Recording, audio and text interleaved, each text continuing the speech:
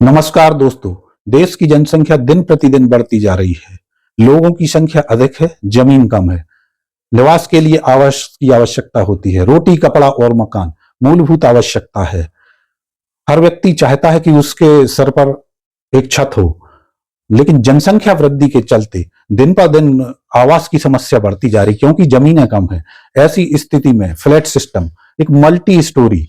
एक जमीन पर तैयार कर दी जाती है। यदि आप फ्लैट खरीद रहे हैं तो फ्लैट खरीदते समय आपको क्या सावधानी रखना है, साथ ही साथ क्या फ्लैट का जो मालिक है वो जमीन का भी मालिक होगा, ये जानकारी मैं आपको दूंगा। यदि आप मेरे चैनल पर नए हैं तो मेरे channel legal knowledge with advocate Pawan Tiwari को सब्सक्राइब करें, लाइक करें, बेल आइकन का बटन प्रेस करें। फ्लैट खरीदते समय आपको क्या सावधानी रखना है।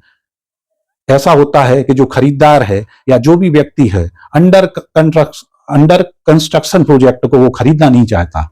क्योंकि उसके निर्माण में कितना समय लगेगा या टाइमली वो पूरा होगा या नहीं होगा, उसके जीवन भर की कमाई या बैंक से जो भी लोन लिया है वो उस पर लगाना नहीं चाहता। तो रेडी टू मूव और रेडी टू पोजीशन वो फ्लैट को खरीदना चाहता है। यदि आप रेडी टू मूव के हिसाब से यदि फ्लैट फ्लैट खरीद रहे हैं तो आपको कुछ महत्वपूर्ण सावधानियां हैं। सबसे पहले आपको उस बिल्डर की या डेवलपर की साख को देखना होगा कि उसकी साख क्या है, उस डेवलपर ने की साख क्या है, उसने इसके पहले कोई फ्लैट बनाए हैं और विक्रय किए हैं क्या, उसकी मार्केट में क्या साख है, ये आपको देखना बहुत जरूरी है। उसके बाद आपको जो सेल डीड में आपको सबसे पहले जो नियम और शर्तें हैं, क्योंकि ये बिक्री हस्तांतरण से संबंधित एक महत्वपूर्ण दस्तावेज है। उस पर हस्ताक्षर करने से पहले उसकी नियम और शर्तों को पढ़ना जरूरी है, क्योंकि ये बिक्री व हस्तांतरण का एक सबूत होता है। यदि आप एग्रीमेंट कर रहे हैं तो एग्रीमेंट की पूरी शर्तों को भी पढ़ना जरूरी है,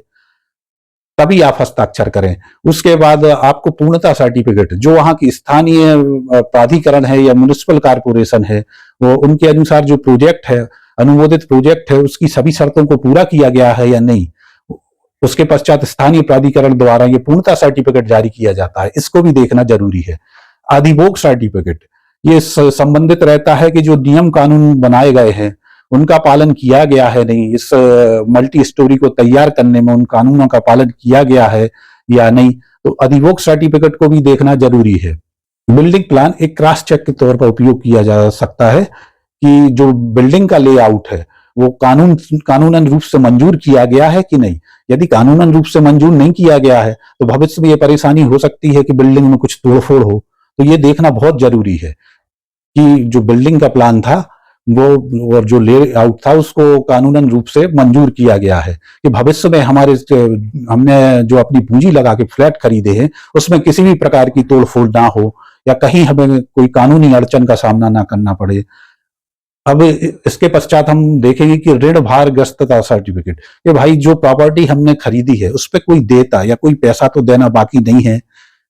कोई मौद्रिक या कानूनी उस पर पैसा देना बाकी तो नहीं है, जो बिल्डर है उसको कोई पैसा तो नहीं देना है, तो इस प्रमाण पत्र को भी देखना जरूरी है।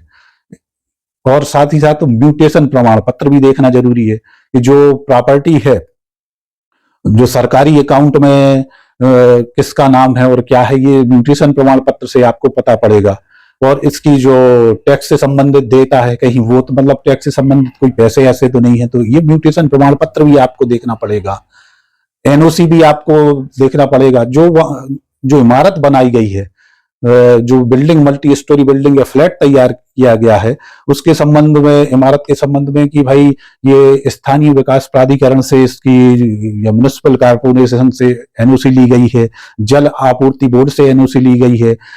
अग्निशमन विभाग से भी इसकी एनओसी ली गई है, ये सब देखना जरूरी होता है, जिससे भविष्य में हम जो भी हमारे दुविधा है या किसी भी प्रकार की अड़चन है या किसी भी प्रकार की परेशानी है उससे बचा जा सके। बिल्डर्स या डेवलपर्स ने जो फ्लैट तैयार किए हैं तो उससे पोजीशन लेटर भी लेना जरूरी है, कि पोजीशन लेटर से हमें ये जानकारी हो जाती है कि हमने संपत्ति पर किस दिनांक को कब्जा प्राप्त किया, तो उससे पोजीशन सर्टिफिकेट भी लेना जरूरी है। बिल्डर या डेवलपर से आप पोजीशन सर्टिफिकेट की मांग कर सकते हैं।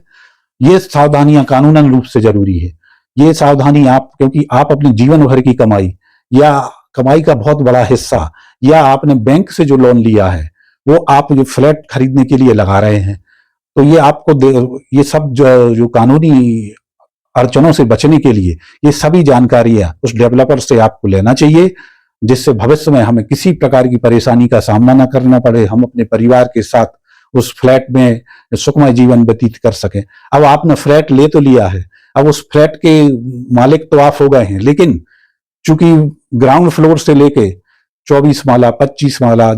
या 50 माले तक जो ऊपर बने हुए, आपने 7वें नंबर का फ्लैट लिया है या 8वें फ्लोर का फ्लैट लिया है, तो क्या आप जमीन के भी मालिक होंगे?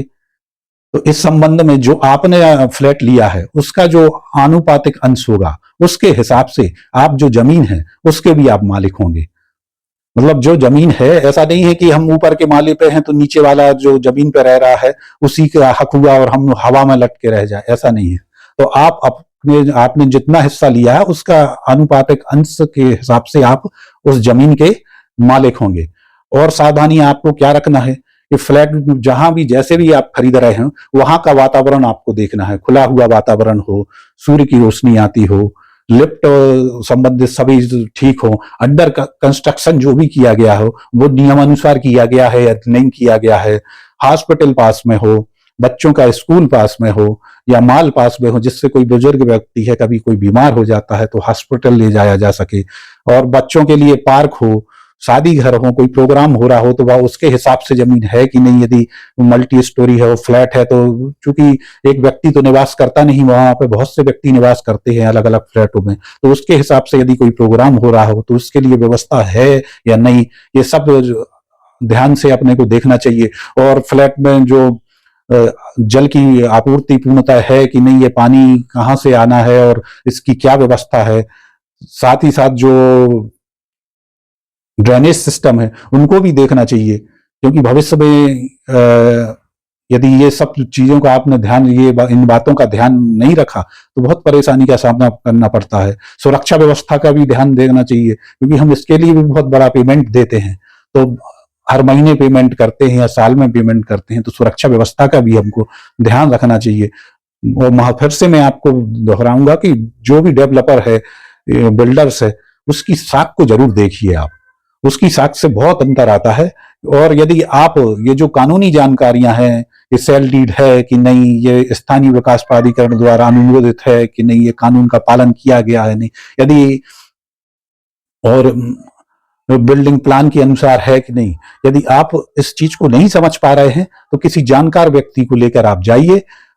क्योंकि ये हमारी एक बहुत बड़ी पूंजी लग रही है। तो एक जानकार व्यक्ति को लेकर जाएं जो इसको समझता हो, उससे ये सारी जानकारी आप चेक करवाएं, उसके बाद ही ये आप फ्लैट को खरीदें और जो भी नियम शर्तें हैं उनको ध्यान से पढ़कर ही ये काम करें। ऐसी ही महत्वपूर्ण जानकारी मैं लेकर आपके समक्ष फिर आऊंगा। नमस्कार दोस्तों।